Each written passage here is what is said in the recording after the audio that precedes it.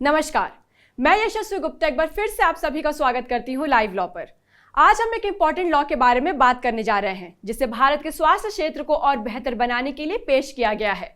हम बात करेंगे prevention of violence against health care professionals and clinical establishments bill 2022 के बारे में, जिसे central protection act for doctors के नाम से भी जाना जाता है।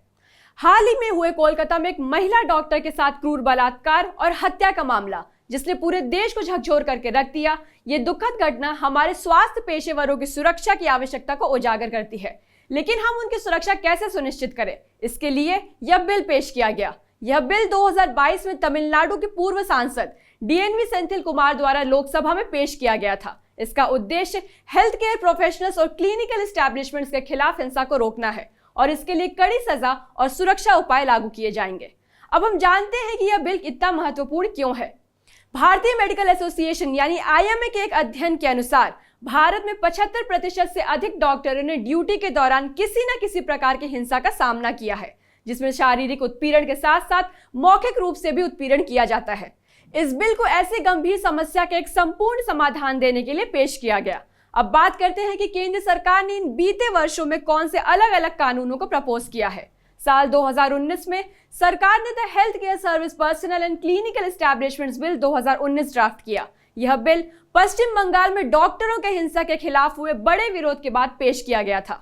इस बिल पर काम करने के लिए कमेटी बनाई गई थी जिसमें डॉक्टरों के संगठनों, भारतीय मेडिकल एसोसिएशन और विभिन्न सरकारी मंत्रालयों जैसे कि कानून और वित्त मंत्रालय के प्रतिनिधि शामिल थे। इस बिल में कहा गया था कि अगर कोई व्यक्ति हेल्थ केयर वर्कर्स पर हिंसा करता है या हॉस्पिटल की प्रॉपर्टी को नुकसान पहुंचाता है तो उसे 6 महीने से 5 साल तक की सजा और 50,000 रुपए से 5 लाख रुपए तक का जुर्माना हो सकता है। यदि हिंसा सीरियस या ग्रीवियस हर्ट का कारण बनती है तो सजा बढ़ाकर 3 से 10 साल तक की जेल और 2 लाख से 10 लाख रुपए तक का जुर्माना हो सकता है।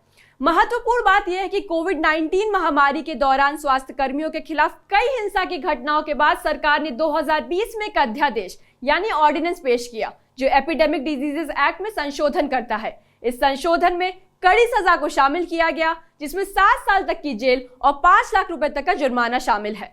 इसके अलावा व्यक्तिगत सांसदों ने साल 2019, 2022 और 2023 में सिमिलर प्राइवेट मेंबर बिल्स पेश करने की कोशिश की। 2019 में महाराष्ट्र के तत्कालीन मुख्यमंत्री के बेटे श्रीकांत एकनाथ शिंदे ने the prevention of violence against doctors, medical professionals and medical institutions bill 2019 पेश किया। इस बिल में 5 साल तक की जेल और 5 लाख रुपए तक का जुर्माना का प्रस्ताव था। 2023 में कांग्रेस सांसद शशि थरूर ने the health care personal and health care institutions bill 2023 पेश किया। इसमें 7 साल तक की जेल और 10 लाख रुपए तक का जुर्माना शामिल था। चलिए अब prevention of violence against health care professionals and clinical establishment bill 2022 में सबसे पहले कुछ की टर्म्स को समझते हैं।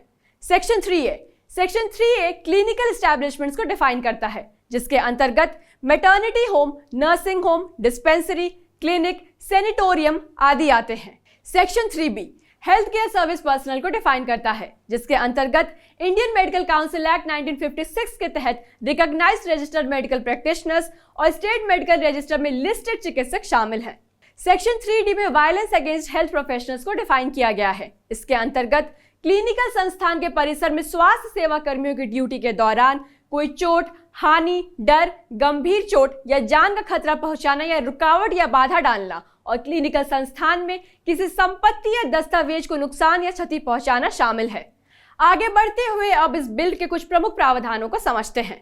प्रोहिबिशन ऑफ वायलेंस, यह बिल स्पष्ट रूप से हेल्थ केयर प्रोफेशनल्स और एस्टैब्लिशमेंट के खिलाफ किसी भी प्रकार की हिंसा को रोकता है। इसमें जाति, लिंग, धर्म या किसी अन्य कारण पर आधारित हिंसा भी शामिल है।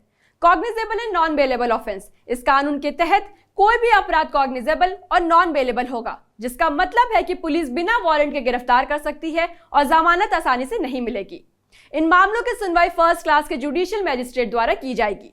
पेनाल्टीज, सामान्य हिंसा के मामलों में सजा 6 महीने से 5 साल तक की हो सकती है। साथ ही 5,000 से 5 लाख तक का जुर्माना भी लगाया जा सकता है। गंभीर चोट या ग्रीवियस हर्ट के मामलों में सजा 3 साल से 10 साल तक की हो सकती है और 2 लाख से 10 लाख तक का जुर्माना हो सकता है। कॉम्पेंसेशन, जेल की सजा के अलावा दोषी व्यक्ति को डैमेज प्रॉपर्टी के मार्केट वैल्यू का 2 गुना मुआवजा भी देना होगा और मुआवजा न देने पर राशि को लैंड रेवेन्यू के बकाया के रूप में वसूला जा सकता है।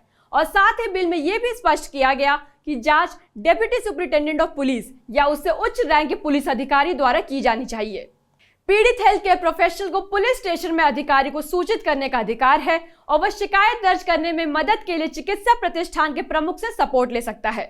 इस बिल में मरीजों की प्रतीक्षा के समय को कम कर दिया गया है और मेडिकल रिकॉर्ड्स और ट्रीटमेंट कॉस्ट में ट्रांसपेरेंसी सुनिश्चित की गई है और साथ ही एक मजबूत ग्रीवांस रिड्रेसल सिस्टम यानी शिकायत निवारण प्रणाली स्थापित करना और अस्पताल की सुरक्षा बढ़ाना जिसमें आसपास के पुलिस स्टेशनों के साथ समन्वय में शामिल है।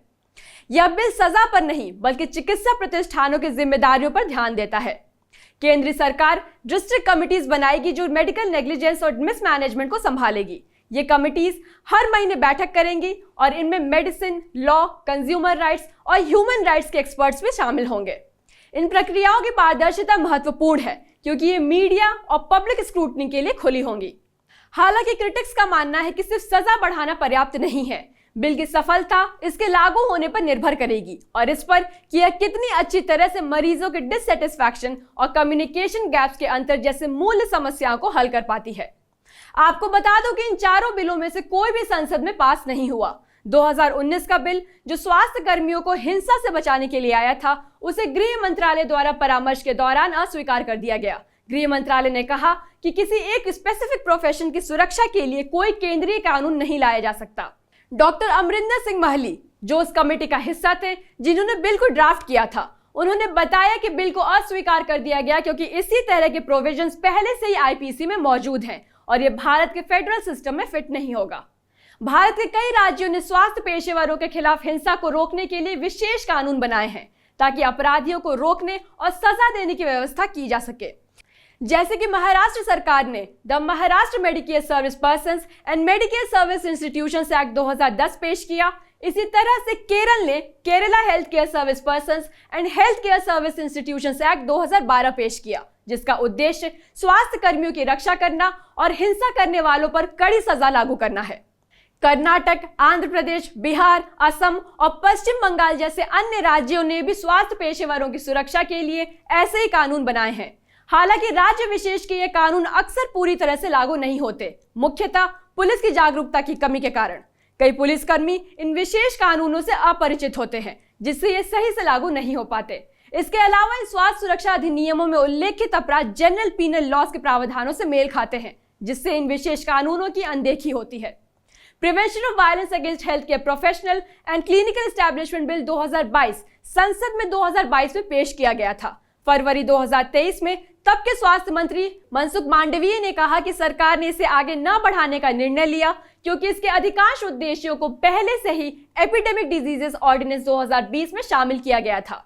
एक देश में जहां हेल्थ केयर प्रोफेशनल्स अक्सर फ्रंटलाइन पर होते हैं, उनकी सुरक्षा केवल आवश्यक नहीं बल्कि अत्यंत महत्वपूर्ण है। The prevention of violence against health care professionals and clinical establishments bill 2022 का उद्देश्य यह सुनिश्चित करना है कि हेल्थ केयर प्रोफेशनल्स और उनके काम करने की जगह सुरक्षित हो ताकि वे अपने कर्तव्यों को बिना किसी डर के साथ निभा सके।